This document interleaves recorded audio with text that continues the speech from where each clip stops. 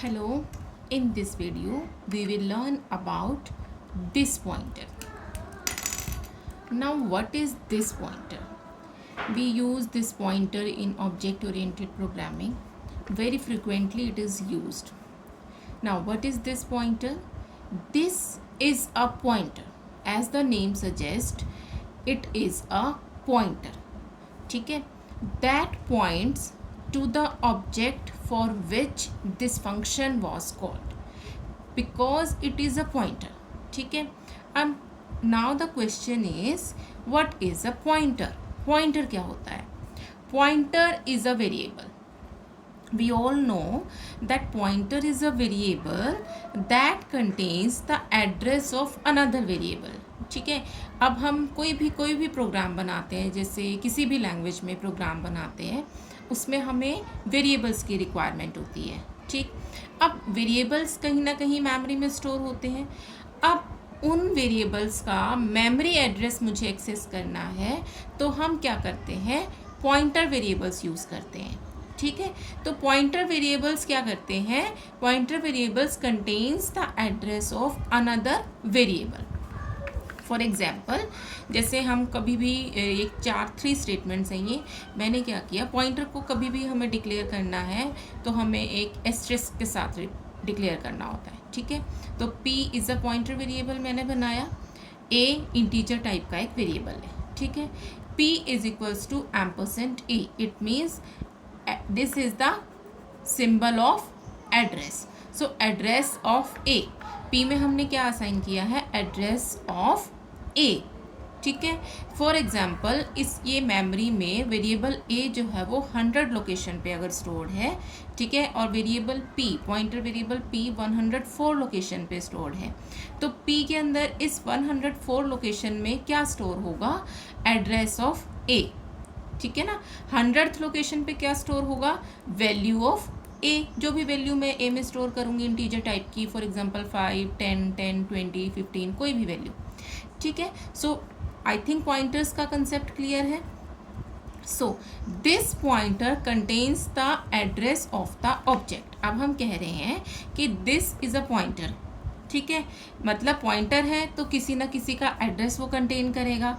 अब वो एक सिंपल पॉइंटर वेरिएबल नहीं है कि एक वेरिएबल का एड्रेस कंटेन करे. It contains the address of the object. ठीक है, जैसे हम कोई भी क्लास क्रिएट करते हैं तो ऑब्जेक्ट्स, अब हम समझेंगे कि ऑब्जेक्ट क्या होता है. जैसे इंटीजर टाइप के वेरिएबल्स होते हैं, फ्लोट टाइप के वेरिएबल्स होते हैं, कैरेक्टर टाइप के वेरिएबल्स होते हैं, ऐसे ही ऑब्जेक्ट्स क्या है? Objects are the variables of type class. ठीक है, इंटीजर, फ्लोट, कैरेक्टर ये हमारे बिल्ट इन डाटा टाइप्स हैं. क्लास क्या है? Class is a user defined data type जो प्रोग्रामर अपने अकॉर्डिंग क्रिएट करता है. ठीक है ना, तो क्लास क्या है? It is a collection of object. और ऑब्जेक्ट क्या है? It is a variable of type class. और दिस पॉइंटर क्या करता है? It contains the address of the object which calls the function. ठीक है ना, तो ऑब्जेक्ट क्या करते हैं? किसे कॉल करते हैं? ऑब्जेक्ट की हेल्प से हम मेंबर फंक्शंस को कॉल करते हैं. ठीक है ना, तो क्लास के डेटा को एक्सेस करने के लिए we need member functions. Member functions क्योंकि क्लास का पार्ट है तो आप डायरेक्टली मेंबर फंक्शंस को मेन में एक्सेस नहीं कर सकते हैं. मेन में एक्सेस करने के लिए हम क्या करते हैं? Object name dot operator member function. ठीक है ना, ऐसे करते हैं हम. ऑब्जेक्ट नेम, कोई भी ऑब्जेक्ट का नेम है, डॉट ऑपरेटर लगता है, मेंबर फंक्शन नेम. इसकी हेल्प से हम क्या करते हैं? मेंबर फंक्शन को कॉल करते हैं. अब ये जो ऑब्जेक्ट है, जिस ऑब्जेक्ट की हेल्प से जिस ऑब्जेक्ट ने इस मेंबर फंक्शन को कॉल किया है, उस ऑब्जेक्ट का एड्रेस ऑटोमेटिकली दिस पॉइंटर में स्टोर हो जाता है. इसके लिए मुझे कोई स्टेटमेंट एक्सप्लिसिटली लिखने की प्रोग्राम में रिक्वायरमेंट नहीं होती है. ऑटोमेटिकली बाय डिफ़ॉल्ट जो भी ऑब्जेक्ट किसी मेंबर फंक्शन को कॉल करता है, उस ऑब्जेक्ट का एड्रेस दिस पॉइंटर में स्टोर हो जाता है. तो अगर मुझे प्रोग्राम में कहीं पे भी इस ऑब्जेक्ट के एड्रेस की रिक्वायरमेंट है तो वो एड्रेस मुझे कहाँ से मिल जाएगा? दिस पॉइंटर से मिल जाएगा. Now important points regarding this pointer, या आप ये कह सकते हो कि दिस पॉइंटर का यूज़ क्या होता है। ये अभी मैंने पॉइंट डिस्कस किया। It is automatically passed to a member function when it is called. ठीक है, तो जब भी मैंने सपोज किया a1 डॉट डिस्प्ले फंक्शन मैंने कॉल किया, तो whenever a member function is called, this pointer मतलब address of object a1 will automatically be stored in the this pointer. Second use इसका ऑपरेटर ओवरलोडिंग में होता है। जब भी हम बाइनरी ऑपरेटर को, किसी भी बाइनरी ऑपरेटर को ओवरलोड करते हैं using a member function. There are two ways to overload a binary and unary operator, using member function and using friend function. तो जब भी हम बाइनरी ऑपरेटर को मेंबर फंक्शन की हेल्प से ओवरलोड करते हैं, उस केस में हम सिर्फ एक वेरिएबल पास करते हैं, एक आर्ग्यूमेंट पास करते हैं। ठीक है, क्यों हम एक आर्ग्यूमेंट पास करते हैं? हमें तो बाइनरी ऑपरेटर को ओवरलोड करना है, तो हमें दो वेरिएबल्स पास करने चाहिए। फ्रेंड फंक्शन की हेल्प से हम जब करते हैं तो हम दो वेरिएबल्स पास करते हैं, दो आर्ग्यूमेंट्स पास करते हैं। बट जब हम मेंबर फंक्शन की हेल्प से किसी भी ऑपरेटर को ओवरलोड करते हैं तो हम सिंगल आर्ग्यूमेंट पास करते हैं। Same is the case with unary operator. When we overload a unary operator using friend function, ठीक है, वी पास वन आर्ग्यूमेंट, क्योंकि यूनरी ऑपरेटर है, it needs one argument. But if we overload unary operator with the help of a member function, in that case we pass no argument, zero arguments. And in case of binary operator, member function की help से अगर हम overload करते हैं तो we pass only one argument. Why we pass only one argument? Because अब जैसे कोई भी फंक्शन है, मैं किसकी हेल्प से, सपोज करो मैंने लिखा a1, ओवरलोड ही मैंने एक फंक्शन का नेम बना दिया और मैंने इसमें एक सेकेंड ऑब्जेक्ट पास कर दिया a2 तो इसकी हेल्प से चला गया, और a1 कैसे जाएगा? With the help of this operator, because the other argument is implicitly passed using the pointer this.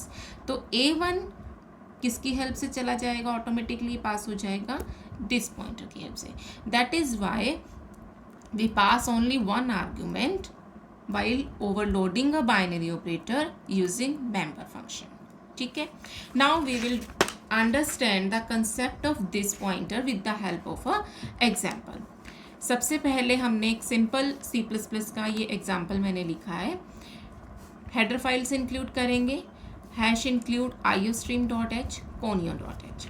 मैं ये प्रोग्राम इसलिए नहीं करके दिखा रही हूँ आपको, आप खुद से ये प्रोग्राम C++ के कंपाइलर में राइट करेंगे, लिखेंगे, उसको एग्जीक्यूट करेंगे और उसका आउटपुट चेक करेंगे कि आउटपुट क्या आता है। एक मैंने क्लास डिक्लेयर की है एड्रेस, सिंपल क्लास है। डेटा मेंबर, क्योंकि यहाँ पर कोई भी स्पेसिफायर मेंशन नहीं किया गया है, इट मीन्स बाय डिफ़ॉल्ट ये डेटा मेंबर क्या हो जाएगा? प्राइवेट हो जाएगा। ठीक है, ये आपने लिखना नहीं है इसको। नेक्स्ट, पब्लिक void डिस्प्ले, एक फंक्शन बनाया। C out, called objects address is this, simple आपने यहाँ पर क्या लिख दिया? दिस। तो जो भी ऑब्जेक्ट इस डिस्प्ले फंक्शन को कॉल करेगा उसका एड्रेस यहाँ पर प्रिंट हो जाएगा, क्योंकि दिस पॉइंटर में उसका एड्रेस स्टोर हो जाएगा और दिस को ही मैंने यहाँ पर डिस्प्ले किया है, तो यहाँ से उसका मेमोरी एड्रेस ऑब्जेक्ट का डिस्प्ले हो जाएगा। नाउ सिंपल मेन फंक्शन लिखेंगे, एड्रेस क्लास नेम, इसके 3 ऑब्जेक्ट्स हमने क्रिएट किए, a1, a2 and a3। Now a1 से जब हम डिस्प्ले को कॉल करेंगे तो a1 का मेमोरी एड्रेस यहाँ डिस्प्ले हो जाएगा। व्हेन a2 डॉट डिस्प्ले हम एग्जीक्यूट करेंगे तो a2 का एड्रेस डिस्प्ले हो जाएगा, a3 डॉट डिस्प्ले करेंगे तो a3 का एड्रेस डिस्प्ले हो जाएगा। ठीक है, अब a1 को कितनी मेमोरी की रिक्वायरमेंट होगी, a2 को कितनी मेमोरी की एंड a3 को कितनी मेमोरी की। जब whenever a1 is declared in this main function, तो जो भी हमारा डेटा मेंबर यहाँ पर होता है वो डेटा मेंबर इसे भी असाइन होगा। ठीक है ना, तो जितनी मेमोरी की रिक्वायरमेंट यहाँ पर डेटा मेंबर्स को होगी उतनी सेपरेट स्पेस a1 को मिलेगी, सेपरेट स्पेस a2 के डेटा को मिलेगी एंड सेपरेट स्पेस a3 के डेटा को मिलेगी। नाउ गेट ch, अब आप इस प्रोग्राम को एग्जीक्यूट करके देखिए आपका क्या आउटपुट आता है। Thank you.